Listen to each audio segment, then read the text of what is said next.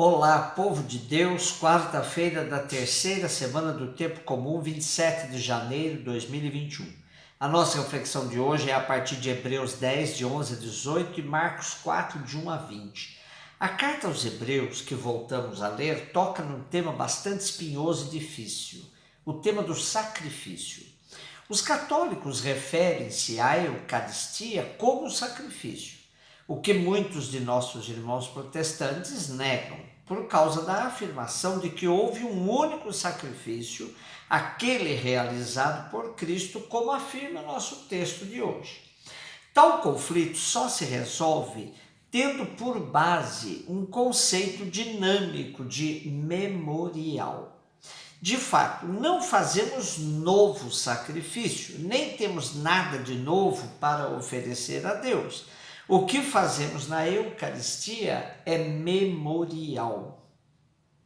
O padre Taborda, no seu magnífico livro, O Memorial da Páscoa do Senhor, nos diz: a afirmação do caráter sacrificial da Eucaristia não empana a unicidade do sacrifício de Cristo. Ele é o único sacerdote da nova e eterna aliança. Seu sacrifício é também único, pois não é ritual, mas histórico, vivencial, existencial. E como todo fato histórico, é irrepetível. Para expressá-lo, no entanto, o autor da carta aos Hebreus lança a mão do vocabulário cultual, ritual e sacerdotal, mas o transforma intrinsecamente, aplicando a realidade profana da existência histórica de Jesus.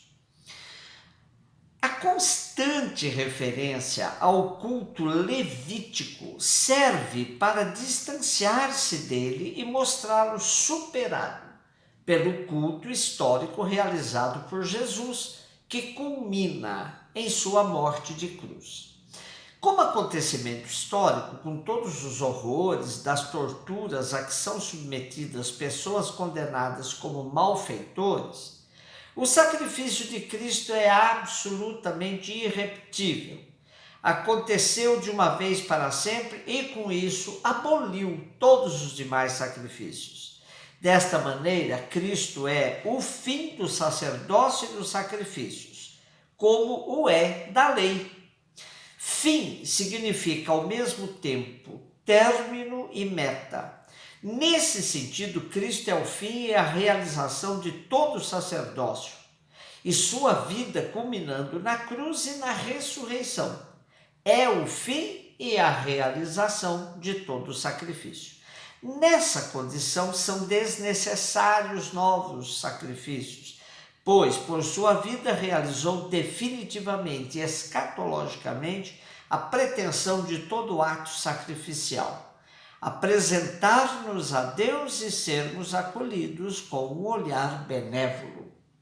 Para compreender como, apesar da unicidade do sacerdócio e do sacrifício de Cristo, a Eucaristia pode ser e é sacrifício no sentido verdadeiro e próprio, vem em ajuda o conceito de memorial.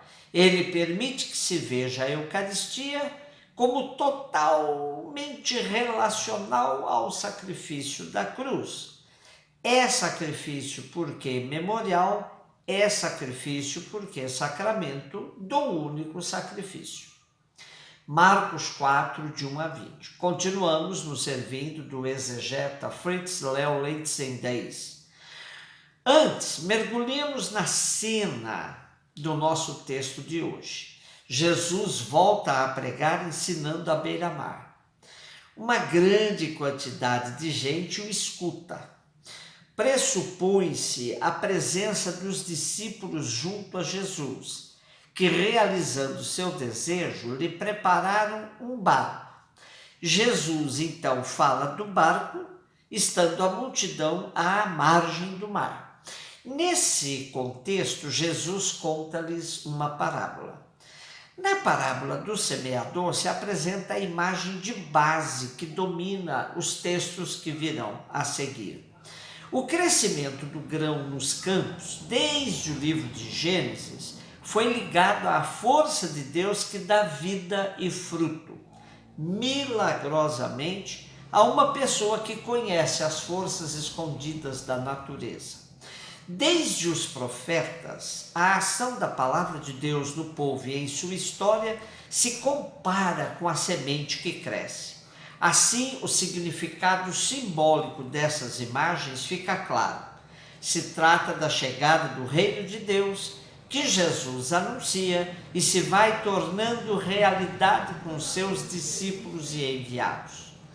A imagem da semeadura e da boa e má colheita expressavam no Primeiro Testamento e no judaísmo a obra definitiva e salvífica de Deus que termina com o juízo. Estas imagens foram combinadas ao redor da semente, que significava a palavra de Deus e dos profetas. Importante lição nos dá essa parábola de Jesus. Agora é tempo de semear, sem preocupar-se com os resultados. Sabemos por experiência que nem todas as sementes brotam e crescem iguais. Por isso, nessa parábola, vemos um tríplice fracasso e um efeito positivo revelando a força do reino. Apesar do fracasso experimentado na própria situação ou comunidade, o reino de Deus irromperá, seguramente propiciado pelo próprio Deus. Isso significa que a atividade do semeador, a semeadura, não é infecunda. Estamos em tempo de semear. Como Jesus continua espalhando sua semente, assim devem fazê-lo também todos os semeadores enviados por ele. O tríplice fracasso nos leva a perguntar como estamos, enquanto terreno onde Cristo não se cansa de semear. Aprisionado, empedrado, espinhoso, frutífero, um pouco de cada dessa situação? Percebe-se no método de Jesus que ele tem níveis diferentes de discursos entre a multidão e os discípulos. Aos primeiros, a linguagem de parábola é desafiadora, mas eles não estão muito afim dela. Por isso, olham, não enxergam, escutam e não compreendem, não se convertem e nem ganham o perdão. Os discípulos, porém, possuem o mistério do reino de Deus. Porém, gostaria de colocar um desafio, buscando uma interpretação diferente dessa parábola. Somos acostumados a tomar cada tipo de terreno que recebe a semente e compará-los com tipos de pessoas. Porém, olhando mais a fundo, constatamos que somos um pouco de cada tipo de terreno. Uma mesma pessoa pode, ao longo de sua vida, identificar-se com um tipo de terreno. Sendo assim, somos uma mescla destes terrenos, pedregoso, espinhoso, com a terra de beira do caminho, mas com a graça de Deus atuando em nós, somos também terra boa e capazes de fazer render muito todas as sementes que recebemos de Deus. Ninguém é só pedra, ninguém é só espinho, ninguém se identifica apenas com a terra da beira do caminho. Como também ninguém é só terra boa. Que não nos ocorra não termos ouvidos para ouvir, mas que assumamos posições proativas no sentido da construção do reino com muitos frutos.